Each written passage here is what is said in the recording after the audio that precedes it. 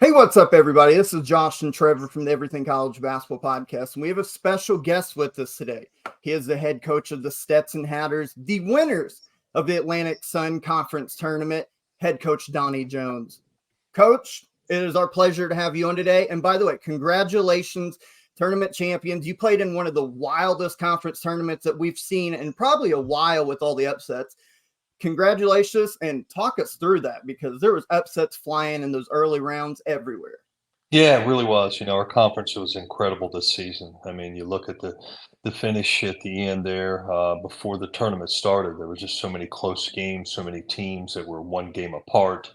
Any night, somebody could beat anybody, and so that's a credit to some incredible coaches in this league, and the competitive nature of this conference has been outstanding. It's just continued to get better every year I've been in this. So on those upsets, you guys obviously you get through your first round game, beat Queens, then you play the 10 seed Jacksonville. When you see Jacksonville go on a run like that, how do you prepare your team? Obviously, it's a big game. I'm sure you'll, one game at a time.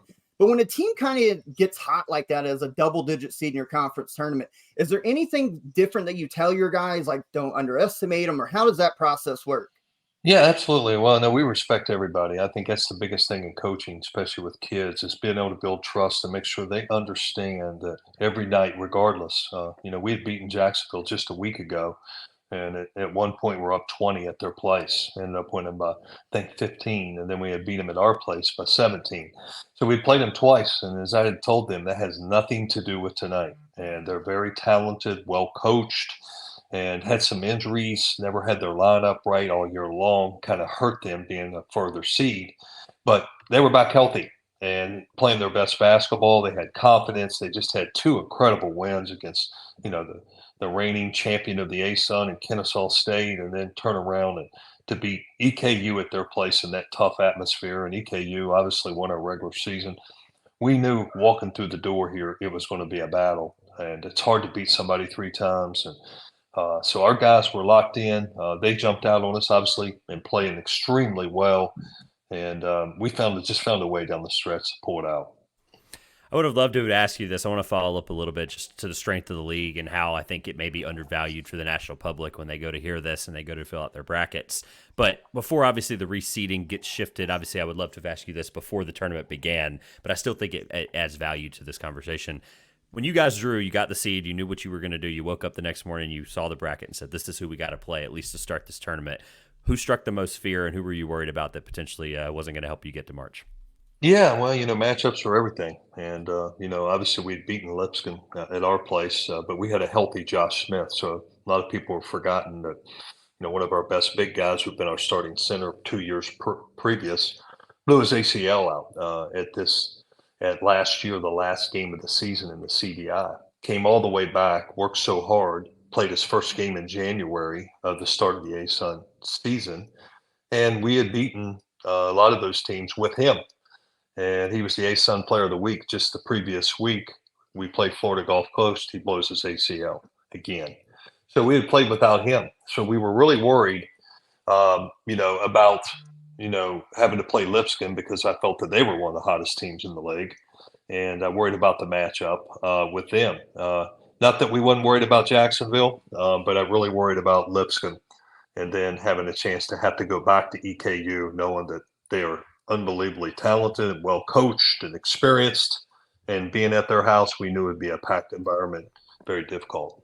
We talked You know to what? we Oh, talked to go Coach ahead. Acuff, and I know he'll appreciate that. So we've talked to him before on the show, so I know he'll appreciate that sentiment. That's the funny thing you mentioned that I was getting ready to say that. So we've had Coach Acuff on, and then we've had Coach Davenport from Bellarmine on multiple times. It's like we're Sure. working our way around the A-Sun, and the funny like common denominator between all of you guys now is the respect level which you guys all have. If you talk to Coach Davenport preparing to play you or Jacksonville or Lipscomb, same thing with Coach Acuff. You guys are always worried. It's even if you're a favorite and have the quote unquote better team, it's always worried. So I like that respect level amongst the A-Sun coaches right there. Well, those are two coaches you're talking about. They're Hall of Fame coaches. I mean, those guys have won at every level, and they know how to coach and teach and prepare and understand the moment and getting teams ready. That's the kind of respect that you have in this league. Coach, I want to ask you, I mentioned that Jacksonville game there in the semifinals. You found yourselves in a bad spot there late, and then your senior, Stephen Swinson, steps up, hit us a pair of big threes late. You guys end up winning that game. Take me through those final couple moments prior to Stephen hitting the back-to-back threes there that kind of sealed the deal for you. What was the huddle like? You're down. I mean, game's online, potentially season's online. And then you have your seniors step up and hit two massive shots there. Like, kind of talk us through what that huddle was like before that, and then kind of the atmosphere after when you had sealed the win. Yeah, we play 4-minute games all the time. You got 4-minute media timeouts. So, we play 4-minute games, special situations, different things. And, for us, it was kind of one of those ones. We played down 8, 4 to go. We've been in those scenarios a lot in practice. So I think it's a little different when it's in the game for the semifinals to go to the ASUN champion. But I think, in that huddle, those guys were clapping. They were Josh Smith, who blew his knee. He's an emotional leader for us. He's in the huddle saying, hey, we've been here before, and, we're going to find a way to figure this out. We are not quitting. And, it was just one of those things for me. Everything starts and ends with Stephon Swinson for me. It's like a hurry up offense that we play sometimes, and he's the quarterback. So there's a reason he's the all-time leading assist leader here at Stetson, and usually he makes plays for other people. But it was this time that they were shutting Jalen Blackman down. They were not leaving him. They were more athletic. They were keeping him from touching the ball. They were switching everything. Their length was bothering him. Just couldn't get a shot to go down. So I just told Steph, we're going to run middle ball screens and go run different actions to give you space. You make the plays. Take twos if you're open. Take threes if you're open. You got to do it. And honestly, that's what happened. It's it's pretty simple coaching. When you got good players, you're in that scenario. He makes right decisions. If it was a pass for a dunk or he had a layup, he'd take it. But at the end, he took the three. We were looking for the switch to get the right matchups. We got it.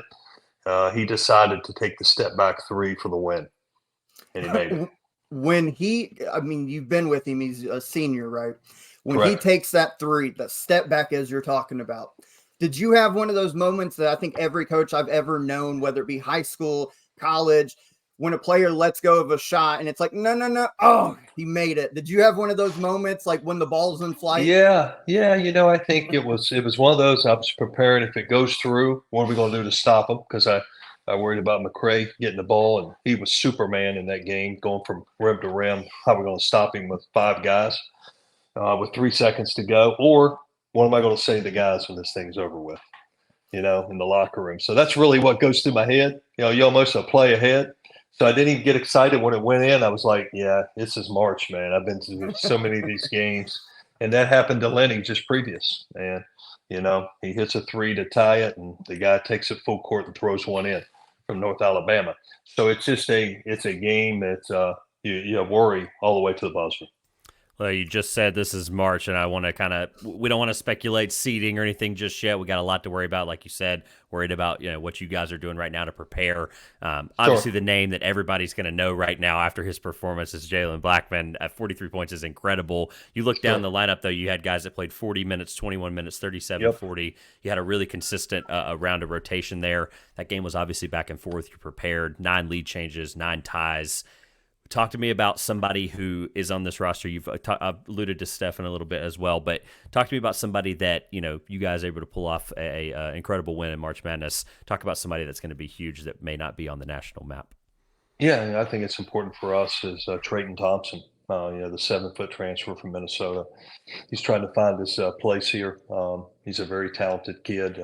Just didn't play a lot in the Big Ten for Minnesota. Very skilled. He has a lot of talent, just getting confidence. He's almost like a freshman. And he's played some spot minutes. He started, he's played it at the 4, he's played at the 5. So I think he's starting to get comfortable. I thought he'd come off the bench and gave us, 7 or 8 points in that game, but had good rebounds, good minutes for us. Losing Josh Smith, at that power forward spot gave us that 6'8", 220-pound tough guy that we don't have right now. So I thought that was key. And then, Tristan Gross, the freshman, in conference, he shot 38% from the 3-point line. He shot 67% in the conference tournament, we're playing him at the power forward spot at 6'5", 6'6", who was a point guard on his high school team. So here's a guy that's coming into this league. It's had to do a lot. I think he's kind of been the unsung hero for us here in these last several games. You obviously trust Tristan because he played 40 minutes. A great point there at the end. Josh?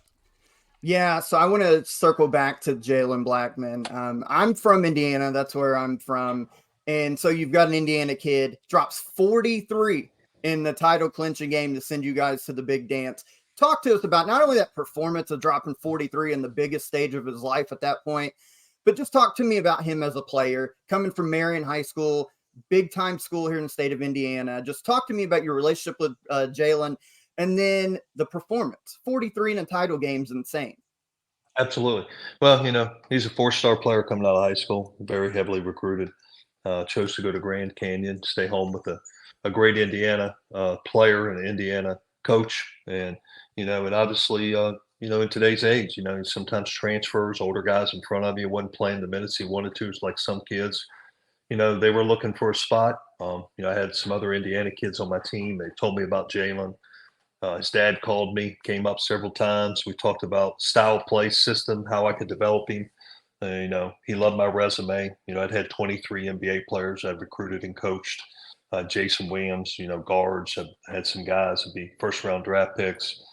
And I think he's seen the style play of what we could do, I think, where Jalen would fit. Jalen came in, and obviously his first season, he went through some surgeries, didn't have a summer at all, come in the fall, and started off slow, but ended up being the newcomer of the year, first team all-conference last year. And then this off season, there's a kid that, everybody was recruiting again. He could probably be playing at Indiana. He could play at a lot of schools. But, I think he was looking for a fit, somewhere where he could be on the stage and the style of play, the way we play. The ball's going to be in his hands. I believe in him. And that's the year he's had. And obviously at halftime of this game, same thing. He was off to a slow start. I just put the ball in his hands the second half. Instead of passing it to him, we just let him get off ball screens. And, I have about 115 plays and 96 of them are for him. So that's pretty good coaching, I think, because he can put the ball in the hole and he knows I'm going to give him that opportunity to do it. And Trevor, you want to talk about DNA? I mean, his brother played at Indiana. His dad played at Kentucky back in the 80s. Marion High School, by the way, here is a massive historic program in the state of Indiana. So, and then I think you mentioned you had another Indiana kid that's no longer on the team. I think that would have been Luke Brown, right? Mm-hmm. Played Absolutely. at Blackford. Yep. Yeah, big time scorer in high school. Yep. Him and Jalen played a lot together in AAU, so very familiar with that. Coach, as we look ahead now, we kind of joked before the recording started about, it's kind of you guys versus yourself in this kind of waiting period. You can kind of, no games, the pressure's off, you're in the big dance. When we look at your schedule, you guys challenge yourself this year. I mean, there's a handful of games that you're playing against teams that are either in the tournament solidly or right there on that bubble. UNLV, Houston, you've got Cincinnati. So you played a challenging non-conference schedule. What lessons did you learn by playing some of these bigger Power 6 schools that you think will translate as we get into that first round of the NCAA tournament? Mm-hmm. That's a great question. So, well, first of all, when you come to a place that hasn't won in so many years, we had our first winning season last year in 23 seasons. And this is only the second 21 season in 49 years. So here's a program that hasn't had an expectation to win. So creating an expectation is you have to learn to play against a level that is very high. And I really felt by playing those games early on, that was going to help our guys to understand the level that you got to play at, which gives you a chance. If it doesn't break your confidence and you trust the process, it gives you an opportunity, I think, to really grow towards March. I felt this year's schedule, we won 17 last year. We beat Florida State. We beat South Florida on the road. The year previously, we beat South Carolina the year after they went to the Final Four when I first got here. I think there's been pockets that our guys have played at a very high level. Liberty was great in our league, and, we beat them twice, went to the semifinals back-to-back, and we just couldn't get past them early on. So I think we've been knocking at the door, where we're a team trying to figure out how to play on that stage. So playing Charlotte home and home this year was a great opportunity for us. We were fortunate to beat them. They're a terrific team. They could make an NCAA run as well. And, we're fortunate to beat UCF, a Big 12 school who's, They've beat Kansas they've had 3 top 25 wins. And obviously I was the coach there and knew that was a hard game to go in and play, but our guys just were so resilient. And so I think our guys have confidence to play at that level. They realized we played Houston to open up the season, and there's no harder place to play or against anyone than playing that defense. So understanding that speed, you have to experience it. So all those things we've drawn from different styles of play, different systems, is that we respect all who we play, but I think going in and having a confidence and a scheme that we can play is important for these kids when you get into this. Yeah, and UCF, you mentioned them. I mean, they put a whooping on Oklahoma State today in the Big 12 tournament. Coach, last one for me. Again, looking ahead to the tournament.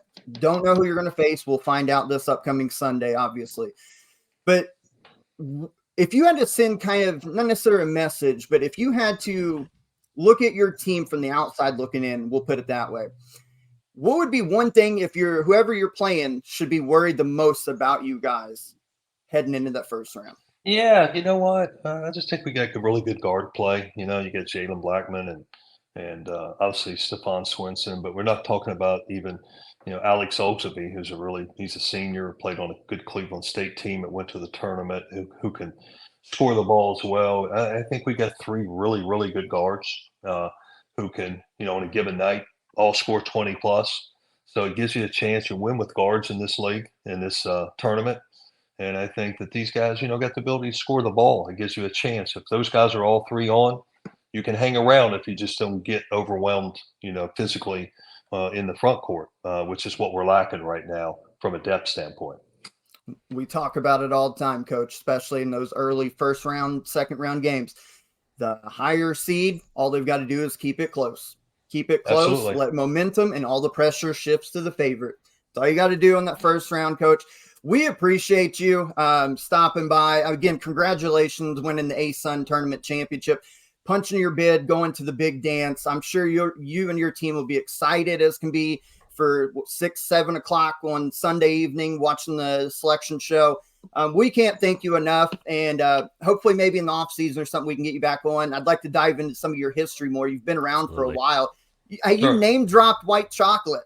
We can't not have you back and talk about white chocolate. As soon as you wrote it, as soon as you said it, I wrote it down. I was like, I would love to sit down with you and do it again. So we're excited. Thanks so much. I'd love to talk about him. I love Jay Will. Awesome. There you go. Well, ladies and gentlemen, again, congratulations to Stetson and Coach Jones here for stopping by and joining us. I hope you guys enjoyed this. Like, share, subscribe, all that fun stuff when you watch this. And till the next time, we will catch you guys down the road. See ya. Thank you, guys.